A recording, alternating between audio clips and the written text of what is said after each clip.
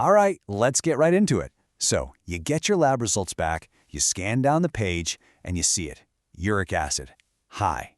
But here's the thing. You feel totally fine. No aches, no pains, definitely no gout. So the first thought that pops into your head is probably, can't be a big deal, right? I mean, you've never had that toe on fire, can't even put a sheet on it kind of gout pain that everyone talks about. So this number, it's just a number on a piece of paper. It can't really be doing anything bad if you can't feel it, right? That's kind of the logic we all fall into. Well, I'm here to tell you that thinking is 100% wrong. And honestly, it's dangerously wrong. Today, we're going to pull back the curtain and show you why that little number on your lab report isn't just a number. It's one of the most critical, silent warnings your body is trying to send you. You know, for the longest time, even a lot of doctors really only connected high uric acid with one thing: gout. It was like, no gout, no problem. But we now know that just waiting for a joint to start screaming in agony before you take that number seriously, well, that's a massive, massive mistake. And this isn't some brand new discovery. The science has been pointing to this for decades. When you really dig in, the picture is crystal clear. High uric acid, all on its own, is out there causing real, physical damage to your cells. Doesn't matter if you have gout symptoms or not, the damage is happening. So, okay, how? How is this invisible number actually causing physical harm? The best way to picture it in your head is something we call the shards of glass effect. And yeah, it's just as nasty as it sounds, and it's a terrifyingly accurate picture of what's going on inside you right now. To get this, we have to talk about one specific part of your body, the endothelium. Now, what the heck is that? Think of it like this. It's the super smooth, non-stick coating on the inside of all your blood vessels. It's incredibly delicate, and its whole job is to keep things flowing smoothly. Okay, so here's the play-by-play of the damage. First, when your uric acid levels get too high, your blood gets saturated, and these microscopic, razor-sharp crystals start to form. Next, these tiny little shards, these shards of glass, are just circulating through your entire body day in and day out, literally scraping and tearing up that smooth lining of your blood vessels. It's a constant low-level attack. And what happens when something is constantly being injured? It gets inflamed. That smooth, non-stick surface becomes rough, irritated, and sticky. All right, so we've established this constant, quiet damage is happening. So what? Well, let's connect the dots to something you've definitely heard of: high blood pressure. Because this isn't just a coincidence, it's a direct cause and effect relationship.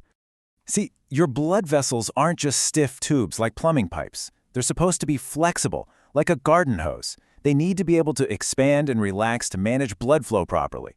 And the molecule that tells them to do that, the one that gives the relax and open up command, is called nitric oxide. And this is where the hijack happens. It's a perfect before and after story.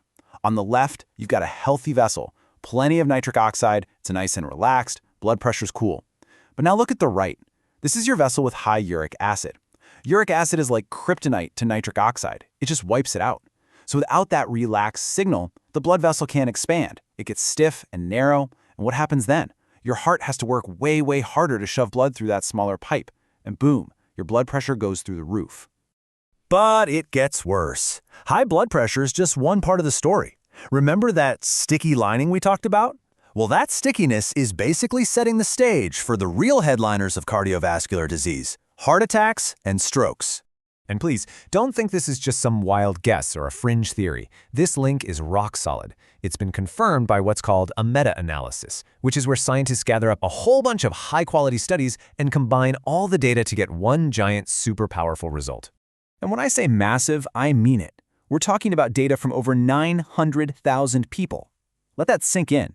A study that big gives us an incredible level of certainty, and the conclusion is unavoidable. High uric acid, by itself, is an independent risk factor for heart attacks and strokes. So here's the final piece of the puzzle. Think of it like this. High uric acid isn't just a troublemaker. It's the one that prepares the crime scene. It roughs up the walls of your blood vessels, making them inflamed and sticky. And that sticky surface is like flypaper for bad cholesterol, the LDL. It gives that cholesterol a perfect place to grab on, build up, and form those hard, dangerous plaques that eventually block the artery. And, well, you know what happens next. Okay, that was a lot, and it's pretty scary stuff, I know. But here's the good news. Understanding the why behind the problem is half the battle. So now let's shift gears. Let's move from the problem to the solution. from the silent warning to your personal action plan. This next thought is so important, I really want it to stick with you. You have to completely change how you think about this. The absence of pain is not a free pass. It's the opposite. You need to reframe it in your mind. That high number, without any pain, is the loudest, clearest alarm bell your body can ring. It's screaming at you that the damage is happening right now, silently. So what do? It's actually pretty straightforward. 3 simple steps. Step 1. Know your numbers. Acknowledge that number, don't just brush it aside. Step 2. Talk to your doctor. But don't just talk about gout. Ask them, what does this mean for my heart health, my blood pressure, my kidneys? Broaden the conversation. And step 3, the most important one, take action. You have so much power here. Things like drinking more water, cleaning up your diet a bit, getting some exercise, that's your powerful first line of defense. You know, when you really think about it, it all boils down to one simple thing. Your body is talking to you. It's using the language of data, of these lab results, to send you a message. The only question left is, are you going to listen? Please don't wait for a symptom you can feel. Don't wait for the pain. Because by the time you feel it, a lot of silent damage has already been done. That piece of paper with your lab results? That's not a diagnosis of a problem. That's an opportunity. It's a heads up. It's a chance to act before things get serious. So I'll ask again. Your results are talking. Are you listening?